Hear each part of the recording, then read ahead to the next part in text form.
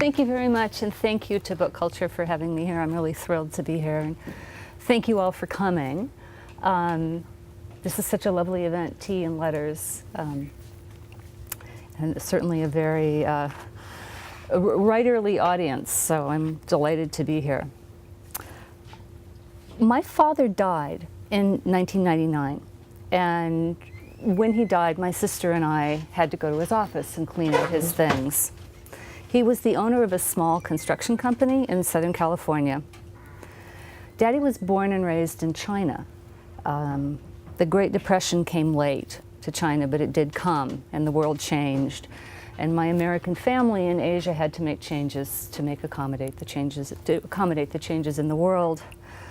So Daddy and his older brother were sent to the States to go to school. Daddy ended up at the San Rafael Military Academy in Marin County in Northern California. The rest of his family stayed in Shanghai for about a year, and within 18 months, the rest of the family was back in the States. My grandparents were divorced. Daddy ended up going to art school at Chouinard in Los Angeles and working for Walter Lantz Studios as an animator. That was the studio that did Woody the Woodpecker.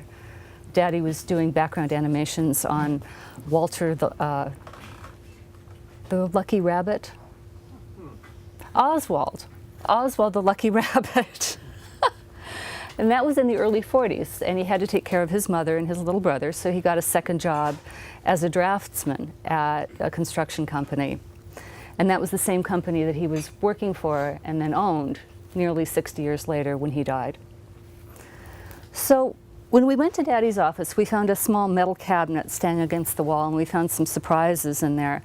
We found about 30 little sample-sized bottles of Wellbutrin, which his doctor had given him to help him stop smoking, which he had never opened. We found a hole-in-one trophy. Apparently Daddy shot a hole-in-one at a Los Angeles County golf course, and they give you a trophy when you hit a hole-in-one. We didn't know that. And we found a bundle of letters, most of which Daddy had not received, but had written. And this was a real treasure. So I want to share a few of these with you. Ones that Daddy wrote home to Shanghai from the San Rafael Military Academy in 1934 and 1935. Dear Mother, what did you go back to Shanghai for? I've been waiting 3 months to see you, and now I don't get to. I'll have to wait about another 4 years now. I'm going to the San Rafael Military Academy now, and so is Georgie Cummings. The kids here are nice, and I'm having a good time, but I wish you were here in San Francisco. If I had someone to spend the weekends with, it would be all right, but I don't know anybody well enough. I hear that Roger Graham might come out here. I wish he would. My grades are all right, but I have to study in all my spare time to make them up. Johnny Cummings is coming to San Rafael next year. That's what Georgie says. I haven't seen him for 3 years. Well, there's nothing more to say about this, except I'm going to try my hardest to get all B's. Your loving son, Justin Warner Brown. P.S. Jackie Dollar is in my class. I wish you were here. Dear Mom, well, how is Shanghai? I sure wish I were there. Have you seen Ailey yet and inquired as to why he hasn't written yet? I haven't had a letter from Teddy yet either. Georgie and I saw the Joan Crawford picture yesterday, Chained. It was all right, but I think she is hideous. I am saving up to buy a radio, but as I haven't got any capital, I don't think I'll be able to get it for a long time yet. Georgie has already put $10 into our capital for buying a motor car, and I think we may have it by next summer. Georgie went to a party last night, but I didn't want to go as I wanted to get a little sleep. His mother is now in Mexico with John, who's studying art under Rivera, the famous muralist who made the censored mural on the Radio City Music Hall. It was censored because it had a picture of Lennon on it or something. John is coming up here next year, I think. I hope I can get a job as a bellboy and come out to Shanghai this summer. Please write a lot, as the time that passes seems to be between letters. Your loving son, Justin Warner Brown. P.S. Regards to the Smiths, and tell Donald to watch my Santa Clara team go. Love to David and Dad. Dear Mom, I just received your letter of the 1st along with a letter from Bobby, his eldest brother. How come you've only got one of my letters? We have to write them once a week here, and I've been writing to you regularly. I still haven't heard from Eddie. He must be having a swell time not to even answer letters. I had a swell time this Thanksgiving, a pretty full time. We got out on Wednesday, and Georgie and I went over to San Francisco, where we went shopping, as Christmas presents must get out of here by the same mail in which this letter leaves. We spent about 3 hours in Sherman Clay and Company, listening to records. There was a line about 10 people long outside our booth, waiting to hear their own records, but we took our time. It was funny to see how mad they got at us. We finally got some records, which I sent to Ailey as a Christmas present. I hope he enjoys them. I got David a football helmet, some shoulder pads, and a racing car. I suppose he will have a swell Christmas with no one to break his toys for him. Georgie and I plan to go down to Los Angeles for Christmas. We ought to have a swell time with Sniffy Crumb, if we can ever get down there. We also are going to see the Rose Bowl game at Pasadena, if we can save up the kale. Well, I guess I'll sign off now, but write every week, as the time seems to be between letters. Your loving son, Justin W. Brown. P.S. Merry Christmas to all. P.S. Tell Donald I'm sorry that I have no money and therefore can send him no Christmas present this year. However, I will send him a birthday present if I have the kale. Dear Mom, I hope you got the Christmas presents I sent you. And I think I was a sap not to have thought to get you magazine subscription instead, as there was probably a heck of a duty on the stuff I sent you. I saw the new Russ Columbo picture the other day. Wake Up and Dream. This was his last one before he died. I think it was very good, but that is because I liked his voice so much. I've heard a whole lot of people say that it was lousy. How is David? I sure wish I could see you and David now. I'm going to send some pictures of myself.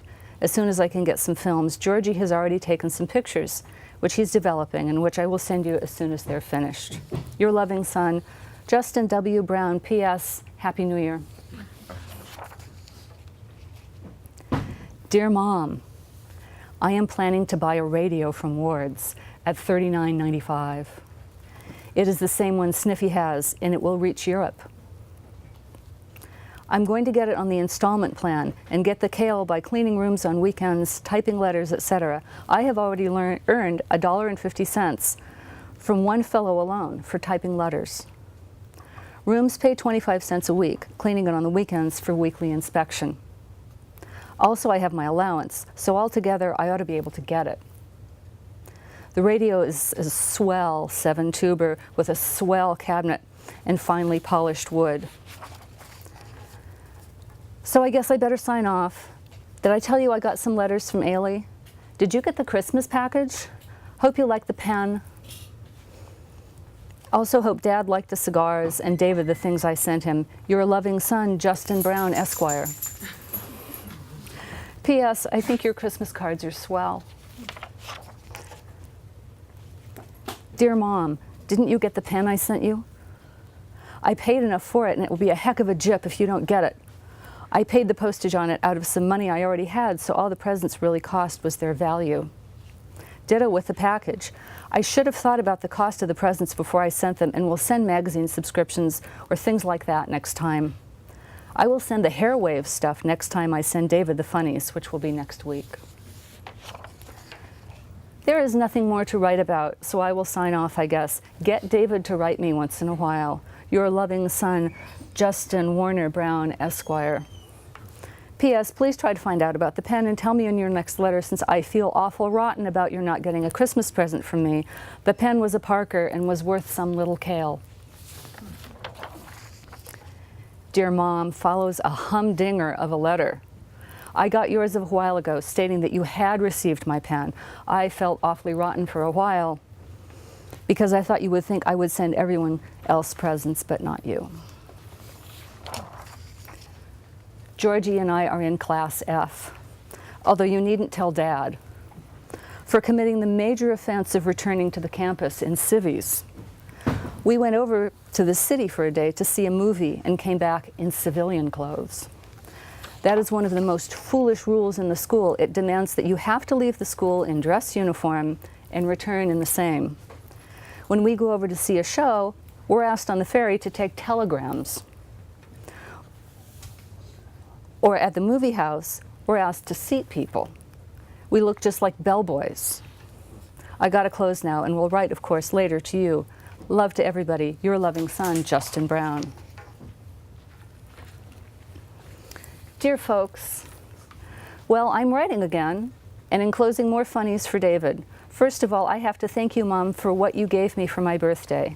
It sure was swell of you to send me the money, and it sure will help a lot. I also got your pictures. Thanks a terrible lot for sending them. It sure was swell of you to think of me.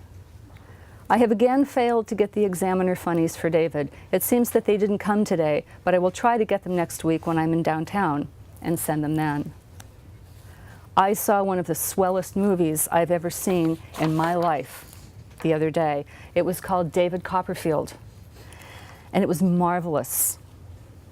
I recognized in it some street scenes in the streets they have down at the MGM lot. David Copperfield is about 2 hours and 15 minutes long and excellent all the way through. If you haven't seen it yet, don't fail to. I'm enclosing my grades for this month, and they aren't too bad.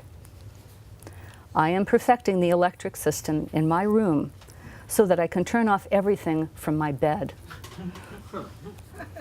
This gives me a chance to turn out my light and my radio in a jiffy as soon as I hear any snooping teachers. I am getting along swell with my plane. There's a drawing of it below, how it will look when it's finished for David's benefit. This is the plane. This is the plane. I got it from Marshall Fields, and it's a real humdinger. Pinky Tomlin, the composer-vocalist who I saw down in LA, has composed a new song. I heard it played 6 times in one day over the radio. Although none of his songs make sense, Tomlin is the most popular singer on the West Coast. This new song is called Curbstone Cutie, and it's making a big hit. Ray Noble, the English orchestra leader, is supposed to be raking in the money by the thousands in New York. Every minute of his time is filled. Well, I guess I'd better sign off now, but I will write later. Thanks again and again for the money and pictures, Mom. Your loving son and brother, J.W. Brown. We have about 6 months worth of these letters that my dad wrote. And they gave us a picture of our father that we never would have seen before. Daddy as a teenager, away from his family for the first time in a strange place to him, but his native country, since he was an American, he'd never been there before, but he loved music. He was dying for a radio. He was worried about money, and he was learning to make his way in the world.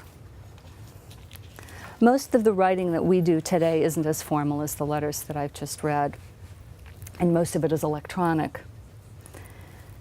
Although some things still should be handwritten.